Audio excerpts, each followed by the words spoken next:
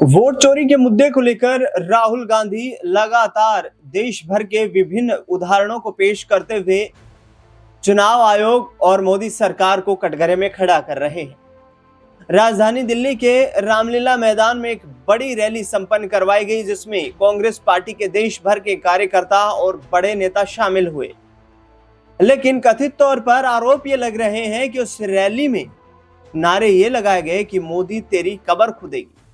दरअसल इन नारों के बाद लगातार सियासत तेज हो गई। भारतीय जनता पार्टी के तमाम नेताओं ने सवाल खड़े किए राहुल गांधी पर, सवाल खड़े किए सोनिया गांधी, प्रियंका गांधी पर, और यहां तक कि कांग्रेस पार्टी के अध्यक्ष मल्लिकार्जुन खड़गे तक कांग्रेस पार्टी पर निशाना साधते हुए भारतीय जनता पार्टी के सांसदों ने यह मांग कर दी कि सदन में पहुंचकर अब सोनिया गांधी माफी मांगे कि उन्होंने उनकी मौजूदगी में ऐसे नारों को सुना है जो उनकी रैली में लगाए गए। राजनीतिक बवाल चरम सीमा पर है और लगातार सवाल भी उठ रहे हैं कि आखिरकार ये नारे क्यों लगाए गए। दरअसल आप मेरी स्क्रीन पर जिस महिला को देख रहे हैं, इनका नाम मंजू लता मीणा है। ये राजस्थान की रहने वाली है। राजस्थान के जयपुर में महिला विंग की कांग्रेस अध्यक्ष हैं और इनका कहना है कि इन्होंने ऐसे नारे लगाए हैं। अब सीधे तौर पर सवाल ये उठ रहा है कि क्या वाकई में मंजू मीणा ने जो नारे लगाए हैं इन पर कोई कड़ा एक्शन होता हुआ नजर आएगा? क्या मंजू मीणा पर बुलडोजर एक्शन की मांग जो हो रही है वो एक्शन भी सरकार लेती हुई नजर आएगी? क्योंकि तमाम भारतीय जनता पार्टी के कार्यकर्ता ये मांग करते हुए नजर आ रहे हैं कि इस तरीके के अशोभनीय नारे किसी भी रैली में यदि लगते हैं तो उनके ऊपर सख्त कार्रवाई की जाए। ऐसे में मंजू मीणा की क्या मुश्किलें बढ़ने वाली है? दरअसल आगे आने वाले वक्त में ये पर्दा उठ पाएगा, क्योंकि राजस्थान की रहने वाली मंजू मीणा अपने बयान पर कायम नजर आ रही है। उनका सीधे तौर पर कहना है कि मैंने नारे लगाए हैं और मैं अपने बयान पर कायम हूँ। बयान सुनवाते हैं। और मैं जिला अध्यक्ष हूँ जयपुर शहर महिला कांग्रेस से। और प्रधानमंत्री के बारे में आपने क्या बोला कि मोदी तेरी खबर खुदेगी?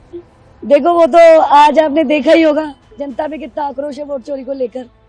और आज यहाँ जनता ने जो पूरे भारत के कोने से जनता आई है और इन्होंने साबित कर दिया है कि वोट चोरी के सब खिलाफ है। इन्होंने वोट चोरी करके जो ये सरकारें बनाई हैं, और निर्वाचन आयोग भी इनके कहने के अनुसार चल रहा है। नहीं, निर्वाचन आयोग स्वतंत्र है, उसका खुद का डिसीजन लेने का पावर होता है, लेकिन वो सरकार के इशारों पे चल रहा है। लेकिन प्रधानमंत्री के लिए ये कहना कि मोदी तेरी खबर खुदेगी, ये तो सीधे सीधे एक तरीके से राजनीतिक जो परंपरा है, जो रिवाज है, जो कल्चर है, उसके अगेंस्ट है। कल्चर के अगेंस्ट इसलिए कि देखो, वो न रोजगार पर बोलते हैं, ना युवाओं पर बोलते हैं, ना महिलाओं पर, ना किसानों पर।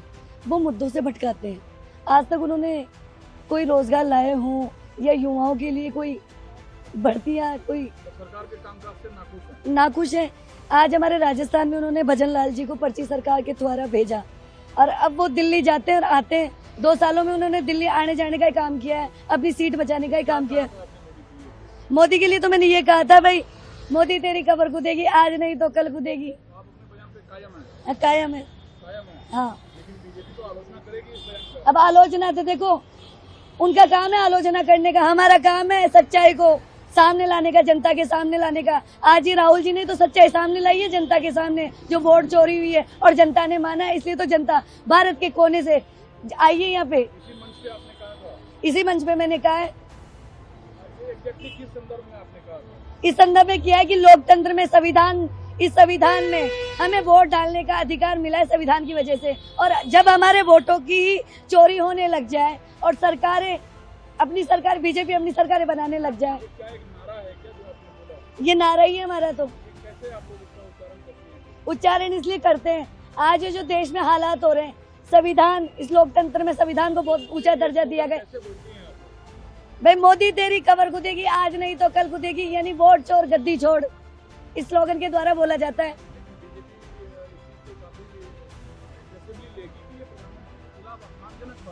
अब अग्रेसिव ले, कुछ भी ले, जो जनता में माहौल इन्होंने पैदा कर रखा है इतने सालों से, उसका जवाब तो दे धरातल पर आकर। मैं कायम हूँ अपने बयानों पर। कोई पछतावा, कोई मलाल नहीं है, कोई मदावा नहीं है मुझे तो। नहीं, कोई माफी नहीं। मैं किस बात की माफी मांगू? परेशान है हम इनसे। हम एक महिला है। आज इन्होंने महिलाओं के लिए क्या किया है? कुछ भी नहीं किया, ढकोसलेबाजियां करती है बस। ये तो सुना आपने किस तरीके से मंजू मीणा साफ तौर पर कहती हुई नजर आ रही है कि चुनाव आयोग सरकार के इशारे पर काम कर रहा है, जो कि लोकतंत्र के लिए सही नहीं है। हम लोकतंत्र को बचाने की लड़ाई लड़ रहे हैं। राहुल गांधी इस देश के विपक्ष के नेता हैं, सबसे बड़े राजनेता के तौर पर आज देश का नेतृत्व विपक्ष में रहते हुए वो करते हुए नजर आ रहे हैं और आगे आने वाले वक्त में भी कांग्रेस मजबूती के साथ विभिन्न राज्यों में अपने इन कार्यक्रमों के साथ आगे बढ़ने वाली है। दरअसल बता दें आपको कि कांग्रेस पार्टी के तमाम दिग्गज नेताओं ने रणनीति बनाई है कि राजधानी दिल्ली में बड़ी रैली के संपन्नता के बाद अब आने वाले वक्त में प्रदेशों में भी प्रदेश कांग्रेस कमेटीज जो हैं वो हर प्रदेश में प्रदर्शन करेंगी और जिला स्तर पर कार्यक्रम आयोजित किए जाएंगे, जिसमें वोट चोरी जैसे बड़े मुद्दे के खिलाफ कांग्रेस हल्लाबोल करने की तैयारी में दिखाई देगी। देखना दिलचस्प होगा कि आगे की रणनीति कांग्रेस किस तरीके से बनाती हुई नजर आती है और राहुल गांधी के नेतृत्व में किस तरीके से वोट चोरी के मुद्दे पर विपक्ष यहां एक देश भर में बड़ा माहौल तैयार कर पाता है, जिसके आधार पर सत्ता का परिवर्तन करना संभव हो पाए। फिलहाल इस खास रिपोर्ट में इतना ही।